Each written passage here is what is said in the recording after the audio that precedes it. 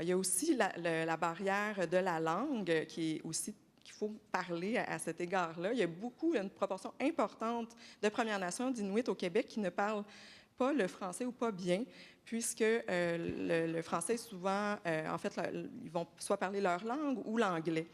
Et on sait que dans plusieurs régions du Québec, les gens ne vont pas nécessairement parler bien l'anglais, ce qui complique évidemment la communication pour cette bonne proportion de Premières Nations d'Inuits. Il n'y a pas non plus toujours de service d'interprète pour ceux qui voudraient s'exprimer dans une langue des Premières Nations ou en Inuktitut, la langue des Inuits. Mais il faut mentionner, je l'ai mentionné aussi tantôt, qu'il y a des collaborations entre certains CIS et des centres d'amitié autochtones qui commencent à voir le jour dans la dernière décennie surtout, pour améliorer l'accès et renouveler les approches de soins pour les Autochtones urbains, comme, il faut le mentionner, à Val-d'Or. Et il y a aussi à la TUC qui ont suivi les pas de Val-d'Or. Et tout ça, donc, ça émerge depuis une dizaine d'années environ. Merci.